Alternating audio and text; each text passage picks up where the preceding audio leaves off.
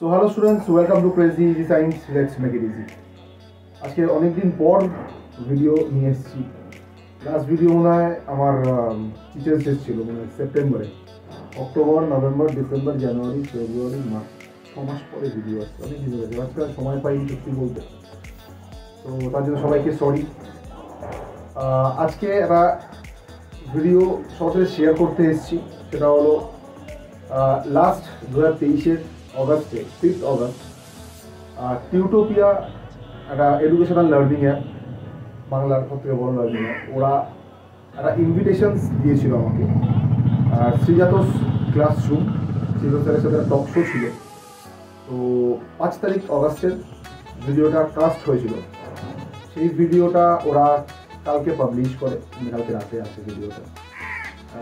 অনেকদিন ধরে ভাবছিলাম যে ভিডিওটা করে আসতাম, ওরা পাবলিশ করলেন। তো যাই হোক, সেটা কালকে রাত্রেবেলা হঠাৎ দেখলাম ইউটিউব চ্যানেলে এসছে। তো একটা সুন্দর সময় কাটিয়েছিলাম এবং ওটা আমার কাছে একদম অন্যরকম একটা অভিজ্ঞতা ছিল। কোনোদিন এরকমভাবে ফেস টু ফেস ক্যামেরার সামনে বসা হয়নি, ওটাই ফার্স্ট। তো সেটাই শেয়ার করবো তোমাদের সাথে। আর অনেকদিন পর ভিডিওটা আসছে, তো সবাই দেখো কেমন লাগলো ভিডিওটা থেকে, সেটা জানি।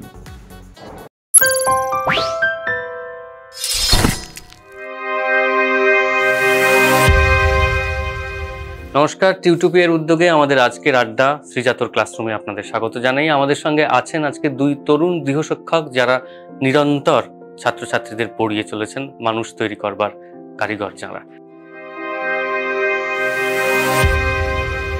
আমাদের সঙ্গে আছেন দেবজ্যোতি। নমস্কার। আছেন রূপম। নমস্কার। রূপম, কতদিন পড়ানো চলছে? 2015 থেকে মোটামুটি এই ধরুন 9 বছর মতো চলছে। আর কি কি বিষয়ে, কোন কোন ক্লাস? আপ টু ক্লাস 10 অবধি আপনার physical science, specially physical science আর ম্যাথস রয়েছে। আচ্ছা, তো আপনি কি একেবারে ছোট থেকেই ভাবতেন যে পড়ানোকেই পেশা করবেন, নাকি এর পিছনে অন্য কোনো না? নিশ্চয়ই, একদমই পড়ানোটাকে পেশা হিসাবে নেওয়া ছিল না। এর পিছনে কারণ ছিল বলতে, আফটার গ্রাজুয়েশন খুবই নিম্ন মধ্যবিত্ত পরিবার থেকে বিলং করায়, মানে বাবা সাধারণ একজন কর্মী, কাজ করে খায়।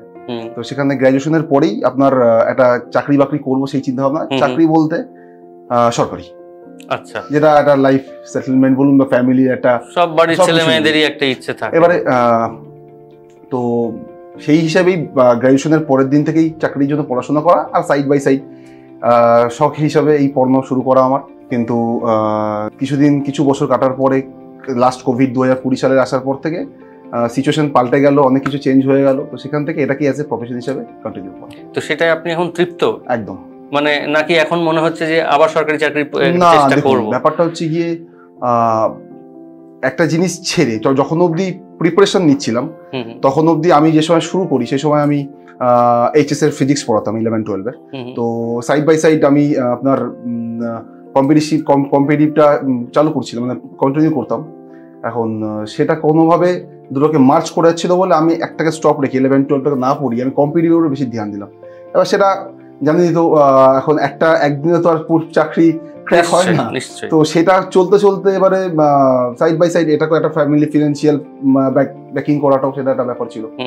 এখন সেই জন্য 20 সালের পর থেকে যখন কোভিড আসলো, একটা বড় ধাক্কা সবাই খেয়েছি আমরা, ঠিক আছে?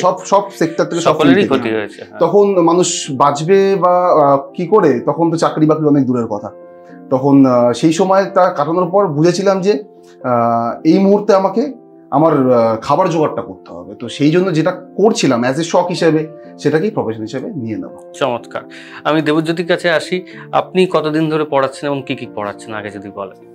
আমি প্রথমে এই প্রশ্নটাতে যাওয়ার আগে আমার মনে হয় আগে কি করে পড়ানোতে গেলাম সেটাতে যাওয়া। তাই বলুন। আমি যখন গ্রাজুয়েশন কমপ্লিট করলাম 2015-তে, আমি কলেজে পড়াকালীন অবস্থায় কিছু সিনিয়র কলেজে দাদাদের কিছু থিয়েটার গ্রুপ ছিল, সেই গ্রুপের দিকে চলে যাই। মানে ওখানে কাজ করতে ভালো লাগে, অভিনয় করতে বেশ ভালো লাগে। ভালো লাগতে লাগতে তারপর যখন পাশ করলাম, বাড়ি থেকে প্রেশার আসে, মধ্যবিত্ত পরিবারে যা হয়, যে চাকরি করবি না, অভিনয়ের দিকে কেন যাচ্ছিস? এবার অভিনয়টা তোদের জন্য নয়, আমাদের মতো লোকেদের জন্য নয়। এবার আমার না ওই অভিনয়টা করতে করতে একটা মানে ভালো লাগা তৈরি হয়ে গেছে, ওটা একটা নেশার মতো। হ্যাঁ, মানে ছাড়া যায় না। তো তারপর আমি দেখলাম যে আমি চাকরি করলাম, মানে বাড়ির প্রেসারেই চাকরি করলাম। করার পর আমি রিয়েলাইজ করলাম যে ঠিক আছে চাকরি তো করছি, কিন্তু অভিনয়তে আমি সময় দিতে পারছি না। ঠিক। এবার ভিতরে কি হয়, একটা কষ্ট হয়, একটা না পাওয়া, একটা সেটা মানে আমি নিজে ফ্রাস্ট্রেটেড হয়ে যাচ্ছি। ঠিক। তো তারপর একটা সময় আমি একটা সব থেকে বড় ডিসিশন নিলাম যে আমি চাকরি ছেড়ে দেবো, অভিনয়টাকেও রাখবেন আর পাশাপাশি তাহলে অভিনয়ের খাতিরেই চাকরিটা ছেড়ে দেবো, এবং সেটাকে চালানোর জন্য আপনার পড়ানোর একটা জায়গা তৈরি হলো। চমৎকার। আমরা আছি দুজন তরুণ মানুষের সঙ্গে যারা নিজেদের জেদ ছাড়েননি, ভালোবাসা ছাড়েননি, বরং কাজটাকে এগিয়ে নিয়ে যাচ্ছেন। আমরা ফিরছি আমাদের পরের রাউন্ডে। আমরা ফিরে এলাম পরের রাউন্ডে দুজন তরুণ গৃহশিক্ষককে নিয়ে। আমি দুজনের কাছেই দুটো ছোট ছোট অভিজ্ঞতার কথা জানতে চাইবো। প্রথমে রূপমের কাছে জিজ্ঞেস করি যে কোনো একজন ফাঁকিবাজ ছাত্রর, ফাঁকি আমরা সবাই দিয়েছি ছোটবেলায়, সেটা কেউ অস্বীকার করতে পারবো না, কিন্তু আপনার অভিজ্ঞতাটা শুনি তাকে নিয়ে। যখন পড়ানো শুরু করলাম আর কি, তখন 2016 সালের কথা, 2016। তো আমাকে একজন মানে আমার এক যোগাযোগ থেকে একজন পড়ানোর কথা আসলো। তো সে CBSE সেই সময় বোর্ড দেবে, ক্লাস 12। আমি ফিজিক্সটা পড়াতে যাই তার বাড়িতে। আচ্ছা, তো মানে ছেলেটির মধ্যে অসাধারণ ক্রিয়েটিভিটি রয়েছে, মানে পড়াশুনো বাদ দিয়ে ওর মানে সেই সময় ওর স্যামসাং গ্যালাক্সি ছিল, আমরা নর্মালি প্যাটার্ন লক করতাম, তো ওর প্যাটার্নটা আমি মানে কল্পনা ভাবতে পারতাম না কি লেভেলে প্যাটার্ন মানে ফলো করে লক করতো। মানে ওগুলো একটু ক্রিয়েটিভ মাইন্ড ছাড়া হবে না। তো পড়াতে গেলে তখন জিম করতাম, এই করতাম, স্যার একটু পাঞ্জা খেলো, স্যার না হলে পড়তে বসবো না, বা এরকম টাইপের কোনো রকম ভাবে আমাকে ডিস্ট্র্যাক্ট করতেই হবে। আমি যত ওকে বই নিয়ে খাতা নিয়ে বসবো তো তত ডিস্ট্র্যাক্ট হবে। এইবারে চলতে চলতে ওর ইচ্ছা যে ডাক্তার হবে।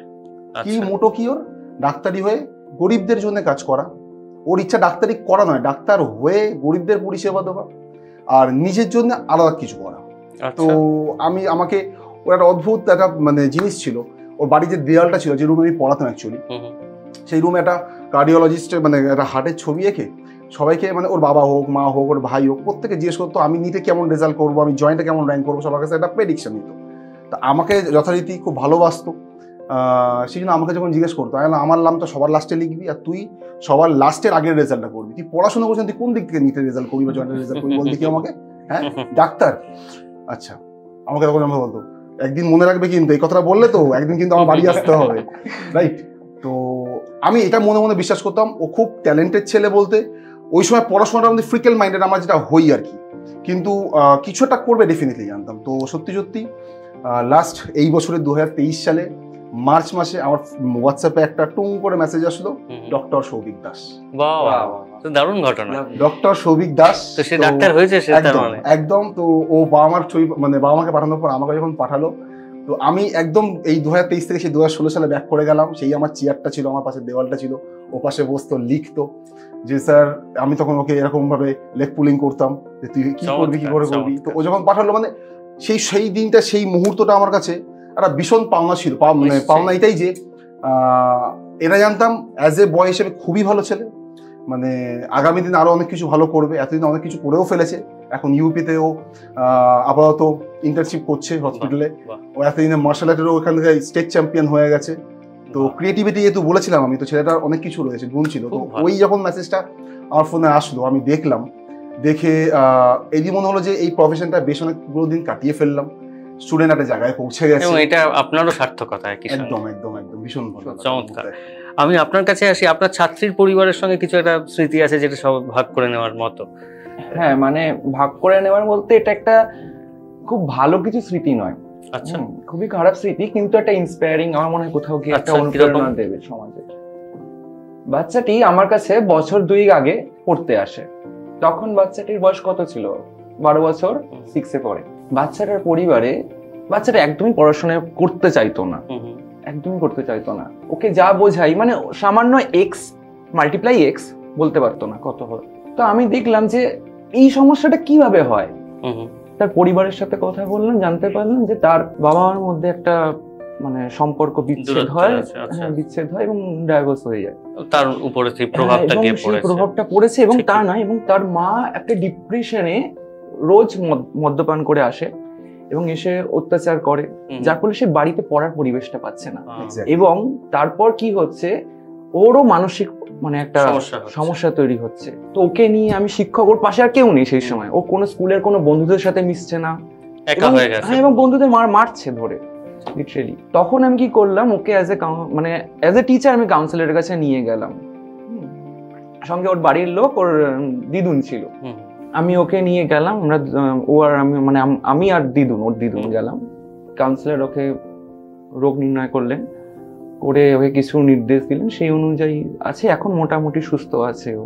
কিন্তু এইটা আমার কাছে সবচেয়ে বড় বিষয় যে আপনি একজন শিক্ষক হয়ে, এই যে শিক্ষক মানে শুধু পড়াচ্ছি ওখানেই সম্পর্ক শেষ হয়ে যাচ্ছে, সে বাড়ি গিয়ে কি করলো না করলো আমার কিছু যায় আসে না, সেখানে যে এগিয়ে গিয়ে তাকে একটা আলোর দিশা দেখানোর চেষ্টা, এইটা আমার মনে হয় আমরা আজকের এই পর্বের এই রাউন্ড থেকে আমরা দুজনের কাছ থেকে যা শুনলাম, যে মানুষ কিন্তু শুধু শিক্ষা মানে পেশাদারিত্ব নয়, আন্তরিকতাও বটে এবং অভিভাবকত্বও বটে। আমরা ফিরছি দুজনকে নিয়ে পরের রাউন্ডে। ফিরে এলাম আমাদের এই রাউন্ডে। আচ্ছা রূপম, আপনি এখন পড়াচ্ছেন, ফাঁকিবাজ ছাত্রর কথাও শুনলাম, তো আপনার জীবনের অঙ্কের পরীক্ষার একটা স্মৃতি খুব একটা সুখের নয়, সেটা কিরকম? 2008 সালে, তখন সবে সবে আমাদের ওয়েস্ট বেঙ্গল বোর্ডে মান্থলি যে পরীক্ষাগুলো, এখন যেটা ইউনিট টেস্ট বলি আমরা, তখন ইমপ্লিমেন্টটা হলো। তার আগে অবধি 7 অবধি হাফ ইয়ারলি, অ্যানুয়ালি এইভাবে পরীক্ষা দিয়ে অভ্যস্ত ছিলাম আমরা। এবার সেই মানে ওই প্রসেসটা পুরো আমাদের কাছে নতুন ছিল। মানে প্রত্যেক মাসে পরীক্ষা, 15-র 4টে পরীক্ষা ছিল, এখনো মনে আছে 10-এর 4টে পরীক্ষা ছিল, এই নিয়ে 100 আর একটা অ্যানুয়াল হবে, যেটা অ্যাভারেজ নাম্বার রাস্তা দেবে। তো এখন আমাদের কাছে সম্পূর্ণ নতুন। তার আগে অবধি 2 মাস পড়তাম, 3 মাসের বেলা একটু মা বাড়ি দুদিনের জন্য ঘুরতে যেতাম, এরকম ব্যাপার। আর ওই পরীক্ষাটা মানে ওই সিস্টেমটা আসার পর টোটাল সব বন্ধ। এখন কি হবে, প্রথম পরীক্ষাটা 15 হওয়ার পর টিচার্সরাও অ্যাকচুয়ালি নাজেহাল সবকিছু বিষয় নিয়ে, যে কি করে সিলেবাস শেষ করবে, একটা ছেলে একটা পরীক্ষা, একটা ছেলে একটা পরীক্ষা। তো এখন মনে হয় সেকেন্ড টার্ম, তখন ওটা পরীক্ষা 10 নম্বরের ছিল। এখন সিলেবাসও শেষ করতে পারিনি, আমরাও নাজেহাল অবস্থা আমার। আর স্যারও কোশ্চেন এত কঠিন করেছে, কিছুই পাচ্ছি না খাতা, মানে এটা অঙ্কের ক্ষেত্রে বলছি, ছিল অনলি 10 মার্কস এক্সাম ছিল। তো দিয়ে হাবি জাবি করে যা পেরেছি লিখে দিয়েছি, আমি জানি কিছুই পাবো না। এবারে কাউকে না বলি মাকে তো বলতেই হয় পরীক্ষার নাম্বার, আপনার রেজাল্ট কি বেরোচ্ছে। এবার আমি শুধু প্রতি রাত্রে শুধু আমার দেখতাম যে ঠাকুর অঙ্কের রেজাল্টটা না বেরোয়। তো এরকম চলতে চলতে বেশ, আমি তো জানি আমি কি পরীক্ষা দিয়েছি, আমি কত পেতে পারি। সব রেজাল্ট বেরোলো ওই সেকেন্ড টার্মে, ওটাই শুধু বেরোলো না। এবার তারপর 3rd 4th 5th 6th চলতে সত্যি ওইটা বেরোলোই না, ওটা বেরোলোই না। এবার বেরোলো না, কেমন বেরোলো না, ওটা যখন আমি লাস্টে যখন আফটার আপনার কি বলে ফাইনাল রেজাল্ট হয়ে যখন ম্যাথস এবার অ্যাভারেজ ক্যালকুলেট হচ্ছে, আমি ঠিক মিলিয়ে দেখলাম হ্যাঁ আমি ঠিক পাই। কারণ অ্যাকচুয়ালি হয়তো খাতা দেখা হয়ে গেছিল, কিন্তু নাম্বারটা মানে স্যার খাতায় না ক্লাসে নেই। তো হয়েছিল ওটা আমার কাছে সাইলেন্টলি ব্যাপারটা হয়ে গেছে, কাউকেই বলিনি, আজকে ক্যামেরার সামনে বললাম। আর আপনার কাছে একটা আবদার আছে, আপনি অভিনয়ের সঙ্গে যুক্ত এবং অভিনয় করবেন বলে আপনি চাকরি ছেড়েছেন, সেটা একটা বড় বিষয়। আপনি যদি আপনার স্মৃতি থেকে কোনো একটা অংশ, ছোট অংশ আমাদের দর্শকদের জন্য একটু অভিনয় এখানে পেশ করেন। এই মুহূর্তে আমার জুলিয়াস সিজারের একটা নাটকের দৃশ্য মনে পড়ছে, যেখানে ব্রুটাসকে মানে ক্যাসিয়ার গিয়ে ব্রুটাসকে বলছে যে মানে ওর বিরুদ্ধে নিয়ে যাওয়ার জন্য কথা বলছে, মানে জুলিয়াস সিজারের বিরুদ্ধে নিয়ে যাওয়ার কথা বলছে। ক্যাসিয়ার বলছে ব্রুটাসকে, ব্রুটাস তুমি এতটাই বোকা? সত্যি তুমি ওই জুলিয়াস সিজারকে ভরসা করছো? ও তোমাদের মহান নেতা, মহান রাজা, কিসের জন্য? আরে তোমাকে ও ব্যবহার করছে। এই রোম নগরীর উত্থানের পিছনে যে তোমার অবদান, সেই অবদানের দায়ভার জুলিয়াস সিজার কখনো স্বীকার করেছেন? তুমি জানো না সিজার, তুমি জানো না ব্রুটাস, তুমি জানো না। জুলিয়াস সিজারকে না আমি ভালো করে চিনি, আমি এই হাড়ে হাড়ে চিনি। ক্যাসিয়ার কোনোদিন মিথ্যা কথা বলে না। তোমার মতো বীর, সেই বীরকে কিনা ও কোনো মর্যাদাই দেয়নি। তুমি এগুলোকে ভাবো, কেন ভাবো না এগুলো? সারাদিন তো ওই ক্লিওপেট্রার প্রেমে পড়ে থাকেন, এছাড়া কিছু করেছেন উনি জীবনে? সবই তোমার দায়, সবই তোমার কৃতিত্ব। এই কথা উনি অকপটে কোনোদিন স্বীকার করবেন না। তুমি মিলিয়ে নিও ব্রুটাস, মিলিয়ে নিও।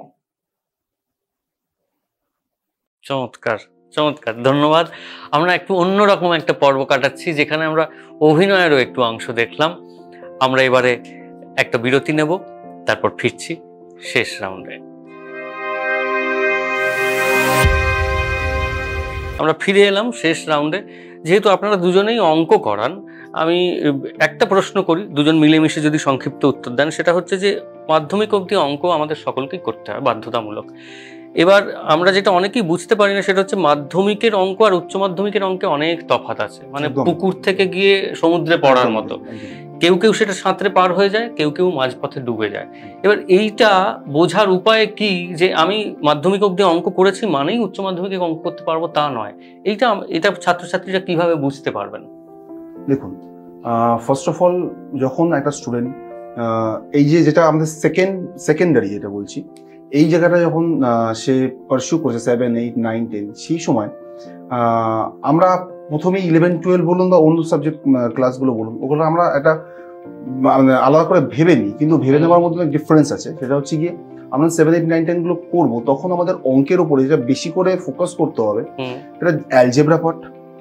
আর অ্যাকচুয়ালি ক্লাস 10 আমাদের WB বোর্ডের কথা বলছি, ওয়েস্ট বেঙ্গলে আমাদের যেটা ক্লাস 10-এ গিয়ে যেটা আমরা পাই, যেটা ট্রিগোনোমেট্রি পার্ট, ঠিক আছে, অর্ধেক স্টুডেন্টের অনেক বেশি আছে, তারা ভাবে যে ট্রিগোনোমেট্রিকে স্কিপ করে। দেখুন না, পরীক্ষায় নাম্বার পাওয়া আর সিলেবাস করার মধ্যে ডিফারেন্স আছে, ঠিক আছে। আমি ট্রিগোনোমেট্রি পার্টটা না করে গেলেও কিন্তু একটা মোটামুটি নাম্বার পেতে পারবো, সেখানে গিয়ে আমি নাম্বারটা পেলাম, আমি সায়েন্সও পেয়ে গেলাম।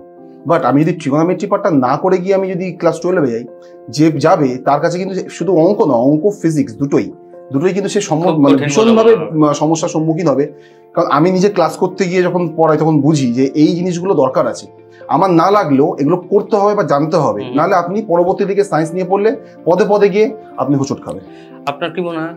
আমার মনে হয় কি, যারা প্রতিটা অঙ্কের কিছু কিছু ফর্মুলা আছে, কিছু কিছু সূত্র থাকে, সেই সূত্রগুলোকে ভালো করে একদম পুরো আত্মস্থ করে নিতে হবে, মানে কণ্ঠস্থ করে নিতে হবে, মানে যেখান থেকে দিক আমি পারবো এক্স্যাক্টলি। এবং সেই সূত্রের প্রতিটা মান, যেমন যদি ক্ষেত্রফলের পরিসীমা জিজ্ঞেস করে, তো সেক্ষেত্রে পরিসীমা কি হবে? 2 গুণ দৈর্ঘ্য প্লাস প্রস্থ। কিন্তু সেখানে দৈর্ঘ্যটা কত আর প্রস্থটা কত, আমি একটা এক্সাম্পল দিচ্ছি, দৈর্ঘ্যটা কত প্রস্থটা কত, বা বিশেষত যারা ইংলিশ মিডিয়াম হয় সেখানে L ইন্টু বি। এবার ওই L প্লাস বি বা L ইন্টু বি যখন যে জিনিসগুলো বলছে, সেই জিনিসগুলোকে ভালো করে আত্মস্থ করে নিতে হয়। হ্যাঁ, তবে ওই ভিতটা তৈরি হয়। আমি এখানে একটু বলি যে এখানে স্টুডেন্টসরা ম্যাথস বলতে যেটা বোঝায়, ম্যাথস বলতে কিন্তু আমরা বইয়ে 10টা চ্যাপ্টারের অঙ্ক দিয়েছে, সেই অঙ্কগুলো আমি স্যার করিয়ে দিল, আমি করে চলে গেলাম প্র্যাকটিস, এবং এক্সামে চলেও আসলো, আমি নিয়ে ফুল মার্কস পেয়ে গেলাম, তাতেও কিন্তু একটা বাচ্চা কিন্তু স্টুডেন্টের সেই শেখাটা হচ্ছে না। স্যার যখন একটা চ্যাপ্টার করাচ্ছে, তার যে ফর্মুলাস গুলো আছে, একটা স্টুডেন্ট যদি কেউ ভালো করে ফর্মুলার আনসার দেখে না, তাহলে অ্যাকচুয়ালি অন্তর্নিহিত অর্থটা কি হয়, আমরা অঙ্ক করাচ্ছি, স্টুডেন্টকে বোঝাচ্ছি, এখানে এই ভ্যালু পাল্টে দিচ্ছে, তখনই কি হয়ে যাচ্ছে স্টুডেন্ট স্যার। মানে আপনি বলছেন যে উপর না হয়ে এক্স্যাক্টলি, আমাকে সাবজেক্টটা যদি বুঝতে, এই সায়েন্স নিয়ে তারাই কন্টিনিউ করতে পারবে বা তাদের অসুবিধাটা হবে না যারা এইভাবে সাবজেক্টগুলোকে পড়বে ভিতর থেকে, যে আমি শিখছি মানে একটা অঙ্ক না, আমি প্রসিডিওর শিখছি, কিন্তু আমি ওই প্রসিডিওরে 10টা অঙ্ক না 100টা অঙ্ক দিলে আমি পারবো। এইভাবে করলে তাহলে সে কন্টিনিউ করতে পারবে। চমৎকার। আপনাদের দুজনকে অসংখ্য ধন্যবাদ আমাদের আড্ডায় আসার জন্য। একটা ছোট্ট উপহার আপনাদের হাতে তুলে দিতে চাই। Thank you. Thank you sir. আপনারা যারা দেখছেন নিয়মিত শ্রীজাতর ক্লাসরুম, তারা এইভাবেই আমাদের সঙ্গে থাকুন এবং দেখতে থাকুন। দেখা হবে আবার পরের পর্বে।